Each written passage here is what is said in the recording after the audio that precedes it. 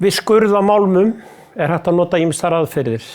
Þekkt aðferð eins og logskurður, vatnsskurður, leyserskurður, en við erum hérna með plasmaskurðavél og við ætlum að sýna notkun á henni hérna. Þessi vél þannig útbúin að við getum skorið í fas, ekki bara beint niður.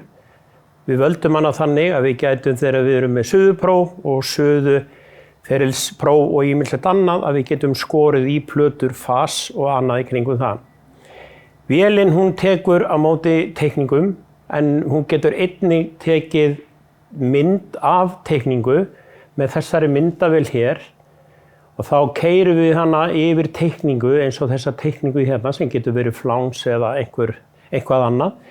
Og þá keyrir hún eftir og les teikninguna sem hún umbreytir svo í fæl sem hún notar í sjálfa vélina. Nú ætlum við að sækja hérna teikningu sem við ætlum að skera og þá förum við hér inn í það sem heitir load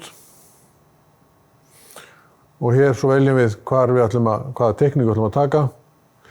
Teikningarna sem við notum í skurðavélina eru á DFX formati en svo býr hún til annað format sem heitir TAP sem þá skurðaferillinn. Og við veljum hér þessa teikningu sem platan sem við ætlum að skera. Hérna sjáum við götin og teikninguna. Hérna svo veljum við efnisdýptina og strauminn sem við ætlum að nota þegar við erum að skera, hvort við ætlum að vera með 45, 65 eða 85 ampere. Og við erum að skera í svart stál, en einnig getur nú skorið svo ryðfrítt og ál.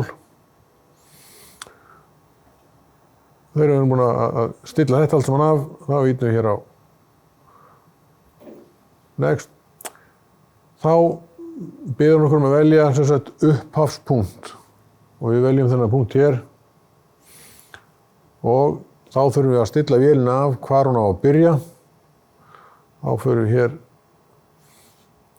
og svo keyrum við vélina á þann stað sem hún á að byrja.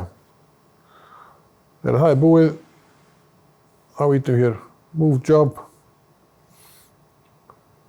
tökum að hérna Test og ýtum svo á Start og þá byrjar hún að skera.